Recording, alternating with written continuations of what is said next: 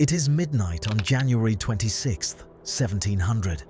Along the eastern coast of Japan, watchmen observe an event that completely breaks the laws of physics. The ocean simply begins to rise. There is no storm, no howling wind. The water doesn't crash against the shore. It surges inward like a silent, heavy flood. Within minutes, a wall of water up to 4 meters high swallows the coastline, crushing wooden buildings, sweeping away entire storehouses in the village of Kuwagasaki, and dragging people into the freezing dark water. To generate a tsunami of this kinetic mass, millions of tons of seawater must be vertically displaced.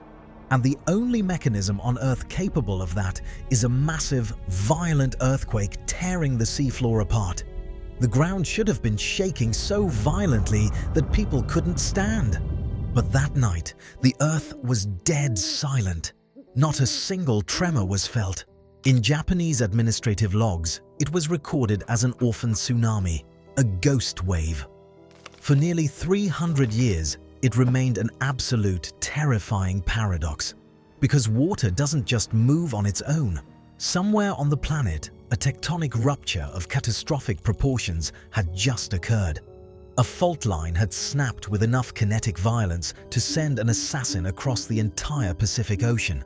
The Japanese had recorded the exact hour the killer arrived, but it would take centuries to figure out where it came from. For nearly 3 centuries, the Orphan Tsunami of 1700 remained an unsolvable geological paradox. Science simply had no explanation for a wave capable of erasing coastlines without a single tremor.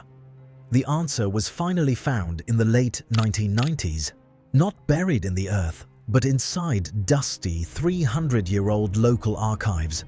The samurai and village headmen of the Genroku era were meticulous bureaucrats. When the wave struck, instead of writing folklore, they filed highly detailed damage assessments and tax reports for ruined ports, lost rice shipments, and flooded storehouses. Because their local economy depended on strict record-keeping, they documented the exact hour the water began to rise in different prefectures along a 600-mile stretch of the Japanese coast. Seismologists treated these ancient administrative timestamps as hard, forensic data points. You see, a tsunami generated in the deep ocean doesn't just ripple the surface. It is a volumetric displacement of the entire water column, from the seafloor to the crest, and it obeys strict fluid dynamics. In the open ocean, this mass of water travels at the speed of a commercial airliner, about 500 miles per hour. By taking the precise timestamps from the tax reports, modern seismologists were able to use computer models to run the wave backward across the Pacific Ocean. They analyzed the angles of impact. If the wave had come from Alaska or South America, it would have hit the Japanese coast sequentially, moving north to south or south to north. But the logs showed the water surging into ports simultaneously across a massive front. The calculations traced a direct, undeniable fault line stretching 700 miles from Northern California up to British Columbia. The numbers dictated that on January 26, 1700, at approximately 9 p.m., a massive megathrust earthquake ruptured exactly off the coast of the Pacific Northwest. But math on a computer screen is just a theory. At the time, the scientific consensus was that the Cascadia Subduction Zone was dead, that it simply slid smoothly and was fundamentally incapable of producing a magnitude 9.0 earthquake. If the Japanese calculations were correct, it meant everything geology knew about the Pacific Northwest was wrong. To confirm the math, researchers had to look for physical evidence. They needed to find a tangible, biological casualty on American soil. In the tidal marshes of Washington state, just inland from the Pacific Ocean, there is a graveyard. If you take a kayak down the Copalis River, you will eventually find yourself surrounded by hundreds of dead grey cedar trees sticking out of the mud. For a long time, locals assumed these trees had died from a slow ecological shift. But in the late 1980s, a geologist named Brian Atwater started digging into the mud around their roots. He didn't find the marks of a gradual environmental change. If the sea level had risen slowly, the cedar roots would have shown decades of stress and decay. Instead, he found pristine root systems that had been abruptly poisoned by a sudden, massive influx of salt water. The trees were perfectly healthy one day and dead the next. The only physical explanation was that the ground beneath the forest had instantly dropped below sea level, allowing the ocean to rush in and swallow the trees in a matter of seconds.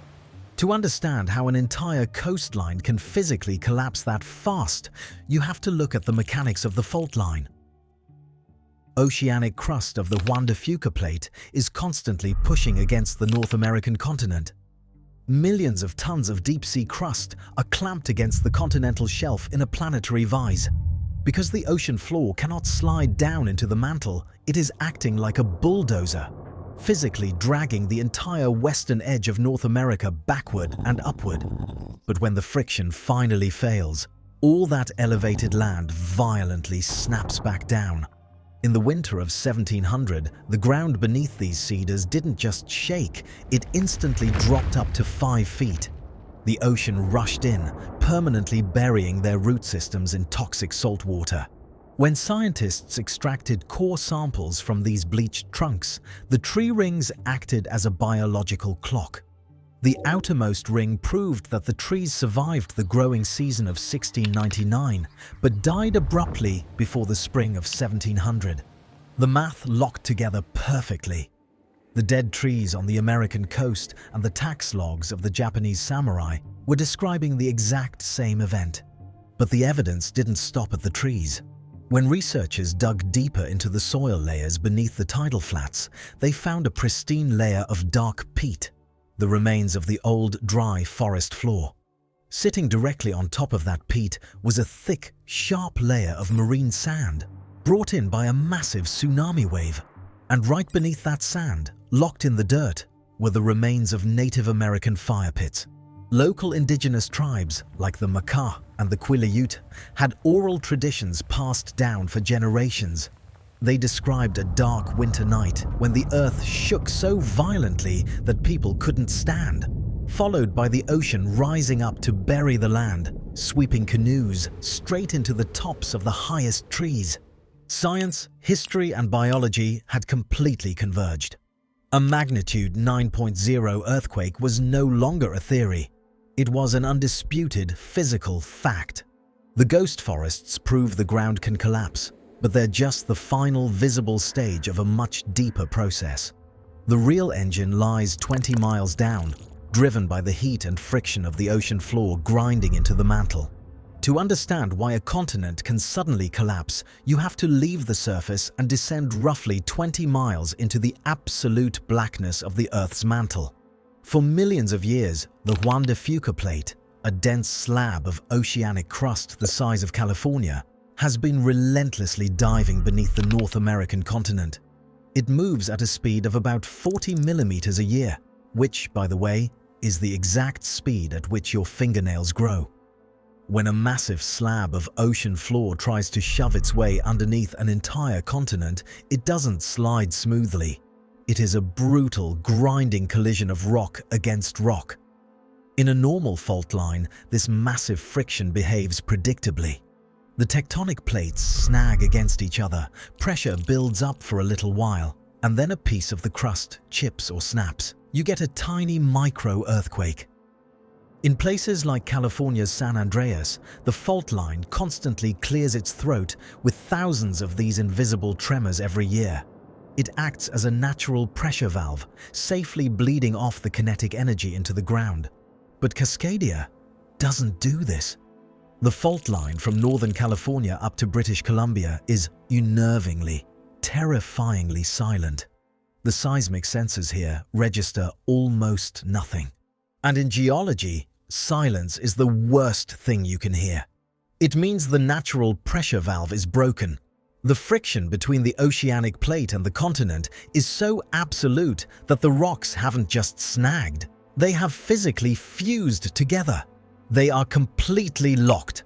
Because the ocean plate cannot slide down into the mantle, it is acting like a giant underground wedge. But it hasn't stopped pushing. So, with nowhere else to go, the Juan de Fuca plate is blindly bulldozing into the continent, compressing the entire western edge of North America like a giant steel spring. Every single day since January 1700, the momentum of an entire tectonic plate has been absorbed directly into the landmass, physically dragging the coastline backward and pushing it upward. But here is the truly sinister part.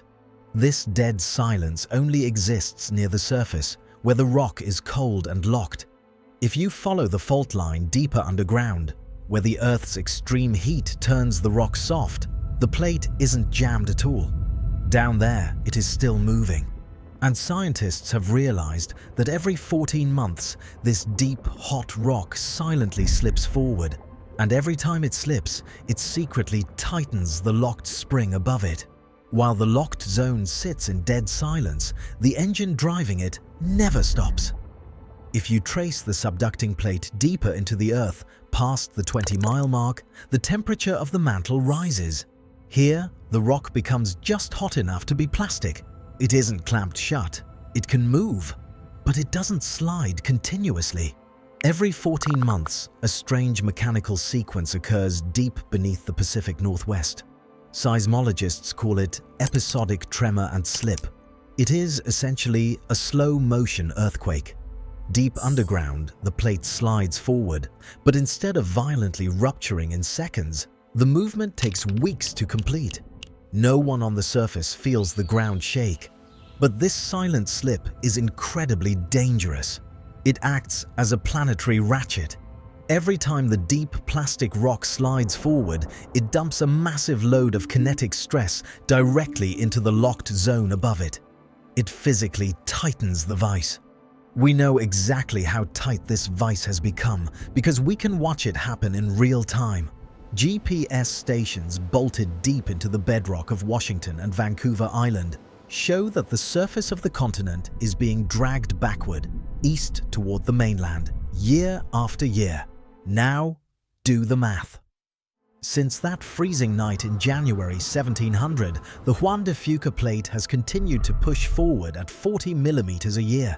That means over 12 meters, nearly 40 feet, of solid oceanic crust has been driven directly into the continent. That energy didn't just disappear, it was absorbed. Right now, 40 feet of solid continental rock has been compressed, deformed, and bent upward like a giant, loaded crossbow.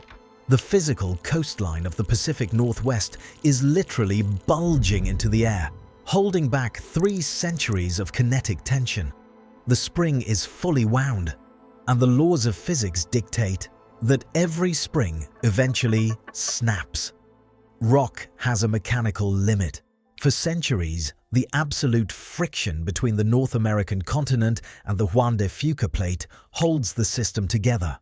The rock compresses, bends, and stores the kinetic energy of a slowly moving ocean floor. But it cannot hold indefinitely. Eventually, at a focal point deep underground, likely somewhere off the coast of Oregon or Washington, a microscopic threshold is crossed. The tension finally takes over, and the lock snaps. What happens next is not a random tremor. It is a catastrophic mechanical reset known as elastic rebound. Imagine bending a heavy plastic ruler to its absolute breaking point and then simply letting go. The entire western edge of the North American continent, which has been bulging upward and dragged backward for over 300 years, suddenly snaps back to its original position. This is the kinetic detonation. A slab of Earth roughly the size of California physically relocates in a matter of seconds. The coastline violently lunges forward by up to 30 feet, and because the ocean floor is no longer wedging it upward, the elevation of the land instantly drops by up to 6 feet. This is the exact mechanism that drowned the ancient cedar trees of the Copalis River in 1700. The ground beneath them simply fell out of the sky, plunging the forest into the tidal zone before the sea even had a chance to react. But the Cascadia Fault is 700 miles long. It does not break all at once. The rupture begins at that single focal point and starts to tear along the boundary line. It unzips through solid basalt and granite at a speed of roughly 2 miles per second. If the rupture starts in the middle, it will tear simultaneously northward toward British Columbia and southward toward Northern California. As this tear propagates, it releases an amount of energy that makes the human mind stumble.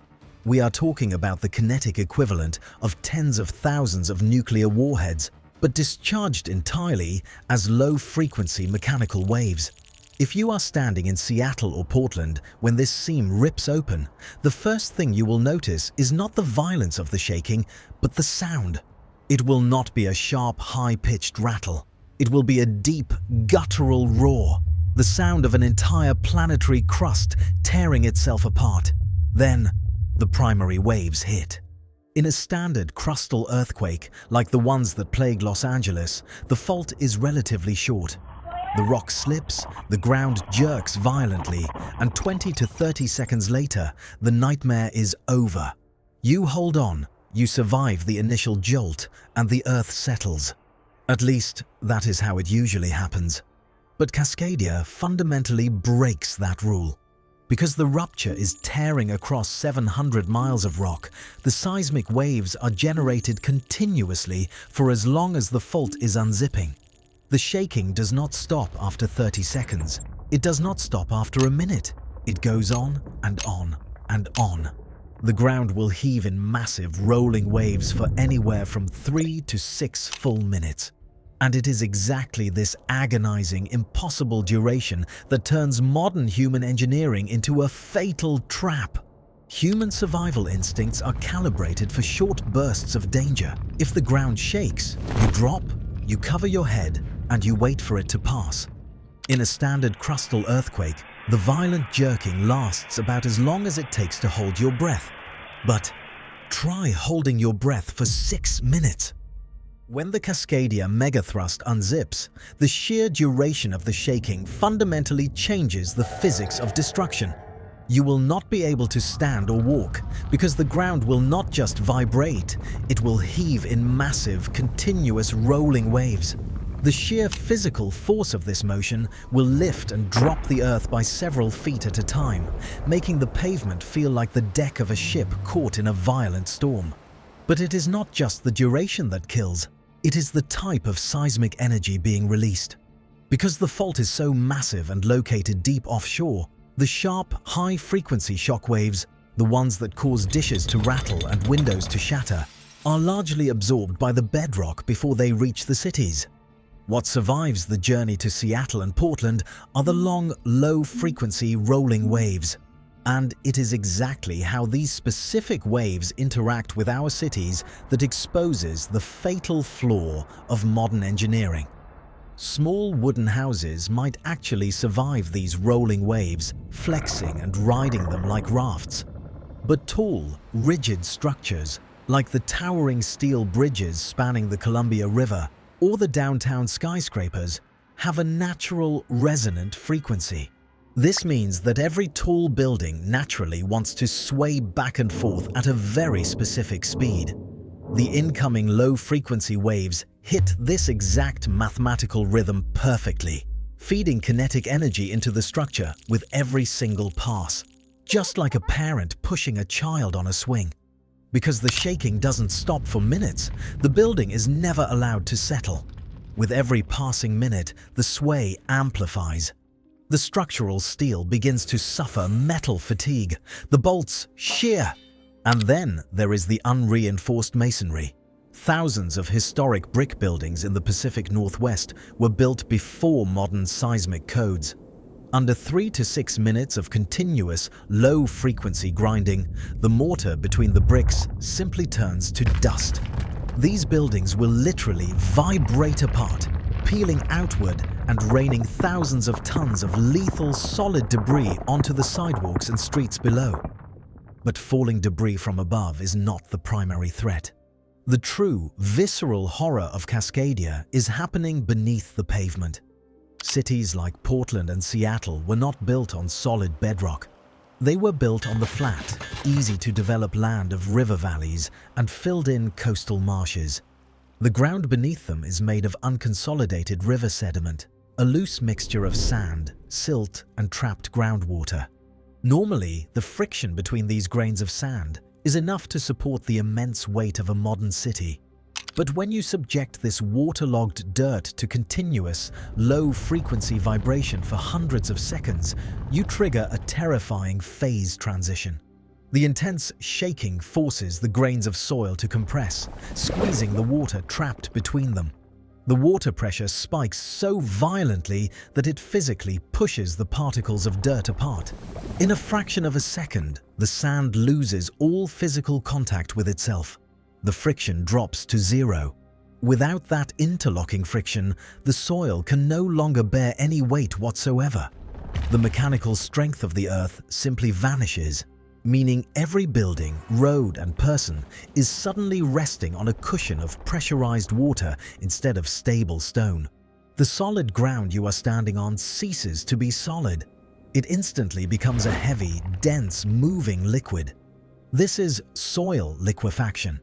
The Earth literally dissolves into a thick slurry.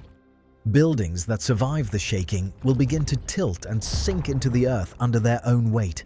The foundations of massive bridges will slide out from under them as the riverbanks slump into the water. And underground, the hidden arteries of the city, water mains, sewer lines, and high-pressure natural gas pipes will suffer a gruesome fate. These critical lifelines are fundamentally large hollow tubes. Because these hollow pipes are much lighter than the dense liquefied soil surrounding them, the physics of buoyancy takes over. The pipes will violently snap, shear apart, and float upward, bursting through the asphalt.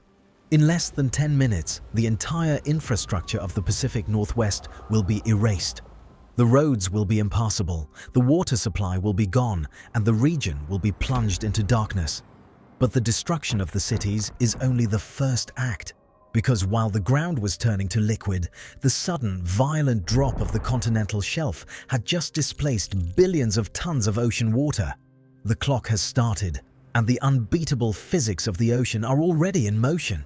When the Cascadia megathrust finally finishes unzipping, the ground in coastal towns like Seaside, Oregon, or Ocean Shores, Washington, will heave violently for up to 6 minutes. And then, the seismic violence will finally end. For a brief, agonizing moment, the survivors pulling themselves out of the rubble will think the worst is over. But out in the darkness of the Pacific, a completely different physical mechanism has just been triggered. To understand a megathrust tsunami, you have to forget everything you know about normal waves. Normal ocean waves are created by wind. They are surface phenomena. They only affect the top few feet of water. But a tsunami is not a wave. It is a volumetric displacement of the entire water column, spanning from the pitch-black ocean floor miles below, all the way to the surface. You see, when the edge of the North American continent whipped forward and dropped, it fundamentally altered the shape of the ocean floor. Millions of square miles of seabed violently thrust upward. Because liquid water cannot be squished or compressed like a gas, that sudden kinetic blow from the Earth's crust cannot simply be absorbed. The water must physically move out of the way. If you instantly push a massive section of the ocean floor upward by 10 feet, the entire water column resting above it, from the dark abyss all the way to the surface, must also bulge upward by 10 feet. That vertical displacement of billions of tons of water creates a massive mound on the ocean's surface, and gravity immediately tries to flatten that mound out. This is what generates the tsunami. As gravity slams that massive mound of water back down, the displaced energy has to escape somewhere. In the deep, open ocean, this invisible shockwave of displacement moves outward at the speed of a commercial jet plane, roughly 500 miles per hour. A ship sitting directly above the rupture might only feel a gentle, passing swell. But as this massive column of kinetic energy races toward the American coastline, the ocean becomes shallow. The front of the wave hits the rising continental shelf, and the friction drags on it, slowing it down. Because the front of the wave hits the shallow shelf and puts on the brakes, the massive volume of water hurtling behind it at 500 miles per hour violently crashes into it. The back of the wave catches up to the front. Since the ocean cannot push down into the solid seafloor, and the water behind it acts like a concrete wall pushing forward, the entire mass is forced upward. A deep water swell that was barely noticeable suddenly compresses into a vertical moving wall up to 50 feet high. Here is where the mathematical terror sets in. From the moment the earthquake shaking stops, residents in the coastal inundation zones will have a maximum of 15 to 20 minutes before the ocean makes landfall. That is a hard physical deadline. And remember the liquefaction we talked about? There will be no roads. The asphalt will be shattered, the bridges will be down, and vehicles will be uselessly sunk into the mud. The only way to survive is to cover miles of broken ground on foot, moving toward higher elevation, knowing that an unstoppable mass of water is already hunting you from behind. When the water finally arrives, it does not look like the cresting blue surfing waves you see in the movies. It is a dark, boiling plateau of ocean that simply does not stop rising. It looks more like a fast-moving, dirty river that keeps overflowing its banks, swallowing the horizon as the entire sea level physically elevates. Because it carries the momentum of the entire ocean behind it, the water pushes inland with the unstoppable force of a freight train. It acts like a giant liquid bulldozer. As it scours the coastline, it picks up everything in its path. Those small, flexible wooden houses that perfectly survived the earthquake are now simply torn from their foundations and turned into shrapnel. The water instantly becomes a grinding, heavy slurry of shattered pine trees, toxic chemicals, crushed cars, and splintered homes. This debris acts as a battering ram, physically pulverizing any structures that somehow survived the earthquake. The coastline of the Pacific Northwest will be effectively erased, returned to the sea in a matter of minutes. But the reach of the Cascadia megathrust does not stop at the beach. While the coast is being scoured clean, the low-frequency seismic waves have already traveled hundreds of miles inland, up the Willamette River. And there, sitting quietly on top of the liquefied mud, is a man-made monster that the earthquake has just awakened. The ocean is nature's weapon. But in cities like Portland, Oregon, the most lethal threat was built by us. It is the ultimate cosmic irony, surviving the largest tectonic event in human history, only to be trapped by the failure of our own engineering. To understand this secondary trap, you have to look at a 6-mile stretch of the Willamette River. This is the critical energy infrastructure hub. It is the beating industrial heart of the Pacific Northwest, home to a massive network of reservoirs holding over 300 million gallons of highly combustible liquids. Aviation fuel, crude oil, diesel, and pressurized chemicals are stored here in a sprawling forest of massive steel tanks. But there is a fatal flaw hidden in the blueprints. These facilities were primarily built in the early to mid-1900s, long before anyone knew the Cascadia megathrust existed. And worse, they were built on artificial fill. Remember the horror of liquefaction we discussed earlier? This is where that physics becomes lethal.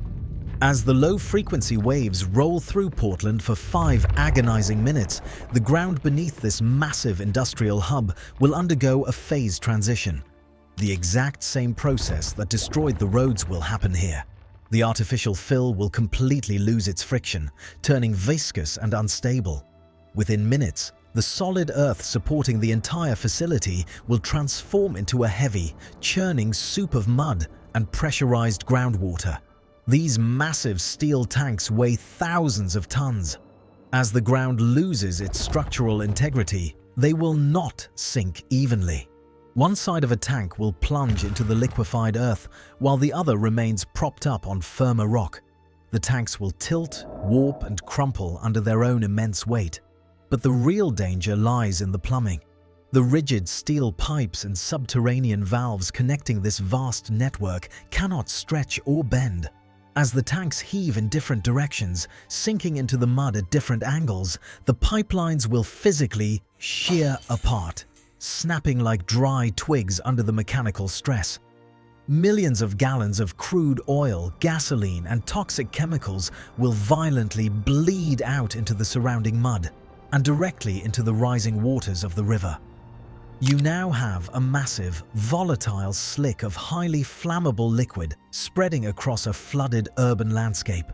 All it takes is a single spark, a severed high-voltage transmission line striking the water, the grinding of collapsing steel, a ruptured natural gas main. When ignition happens, it will create a nightmare scenario that firefighters call a fire flood. The water, which is supposed to be a tool for rescue, becomes a conveyor belt for the inferno. A sheet of burning chemicals will float on top of the floodwaters, drifting right into residential neighborhoods. This is the ultimate inescapable trap we built for ourselves. First, the ground dissolved beneath people's feet, destroying any chance of driving away. Then, the water surged in, trapping them in the wreckage. And finally, that very same water delivers a blanket of fire right to their doorsteps. You cannot swim through it. You cannot drive through it. The city will literally burn from the waterline up, consuming everything that survived the shaking. But this toxic inferno is not just a local tragedy. It is the trigger for a systemic continental collapse. This is where the true scale of the Cascadia 9.0 rupture reaches far beyond the fault line, sending a shockwave through the entire American system. You see, the Portland hub doesn't just power a city, it holds 90% of Oregon's entire liquid fuel supply. Washington state relies on similar, highly vulnerable coastal refineries and ports. When those hubs burn, the Pacific Northwest instantly becomes a dark zone. Think about the rescue operation. In a disaster of this magnitude, the standard protocol is to fly in the military and FEMA. But helicopters require aviation fuel. Diesel generators, which keep the life support systems running in hospitals, require constant refueling. When the CEI hub goes up in smoke, the fuel for the rescue goes with it. First responders will be paralyzed. They will have fleets of vehicles and aircraft that are reduced to useless metal sculptures because there is simply not a drop of fuel left in a 500-mile radius. And the ripple effect will paralyze the North American economy. The Interstate 5 corridor, connecting California to Canada, will be severed in dozens of places as bridges collapse into the liquefied soil. The ports of Seattle, Tacoma, and Portland, which handle billions of dollars in global shipping, will be physically erased by the tsunami and the shaking. The Columbia River, the primary artery for massive agricultural exports like wheat and soy from the American Midwest, will be clogged with sunken debris and toxic sludge, freezing the global food supply chain. Even the tech sector will bleed. The Silicon Forest outside Portland and the massive aerospace hubs in Washington rely on a delicate, highly synchronized grid of power and logistics. When that grid evaporates in a span of 10 minutes, the disruption to global microchip manufacturing and aviation will cost the US economy an estimated $100 billion almost immediately. And we must remember, this event is not confined to just Portland and Seattle. The sheer scale of a 9.0 megathrust means the entire Pacific Northwest becomes a locked cage. Millions of people will find themselves completely trapped. There will be no bridges left to cross, no functional roads to walk on, and with the fuel gone, no rescue helicopters coming to lift them out. They will be isolated on islands of shattered concrete. And while North America burns and drowns, the ocean will carry the physical violence across the globe. The massive volumetric push of the Pacific Ocean will radiate outward, just as it did in the winter of 1700. Within 10 to 15 hours, the tsunami waves will cross the ocean and once again slam into the coastlines of Japan, Hawaii, and Southeast Asia. The ghost wave will return, but this time it will hit a highly developed, interconnected world, triggering international port closures and a global state of emergency. Cascadia won't just destroy buildings, it will forcefully amputate an entire region from the modern world. The lights will go out, the trucks will stop, the supply chains will die, and it will take decades and trillions of dollars to even begin putting the puzzle pieces back together. When the toxic fires finally burn out and the floodwaters recede, the most chilling realization will not be the sheer scale of the destruction. It will be the realization that this catastrophe wasn't a malfunction. The true dread of the Cascadia megathrust comes from the fact that the planet is working exactly as it should. The subduction of the ocean floor, the release of kinetic energy, the volumetric displacement of water, this is simply a healthy planetary engine doing its job. The collapse of the American West Coast is merely a physical side effect of our decision to build fragile cities inside a grinding geological gear. Cascadia is terrifying because it obeys the laws of physics flawlessly. But if you travel south, all the way to the bottom of the globe, you will find a place where those laws simply stop working.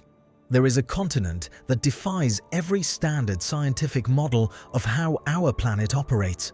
I am not talking about a simple landscape of ice.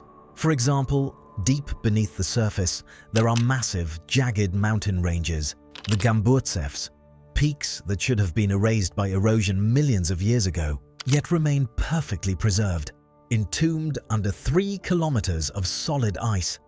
There is a glacial fault that literally bleeds, pouring out a heavy, iron-rich crimson saltwater that physically refuses to freeze, even in the most extreme sub-zero temperatures. And then there are the McMurdo Dry Valleys, a massive dead zone of bare rock where it has not rained in 2 million years. An environment so profoundly sterile, its chemistry is closer to the surface of Mars than anything else on Earth. In fact, the conditions here are so alien that NASA actively uses this exact location to test their Mars rovers. Nothing about Antarctica is normal, and these anomalies are just the beginning, because we certainly cannot know everything hidden down there. It is a continent-sized systemic anomaly. If you want to see what happens when the laws of physics actually crash, the evidence will wait for you right here. I try to release a new deep dive video every week, so make sure to subscribe so you don't miss the next episode on Antarctica.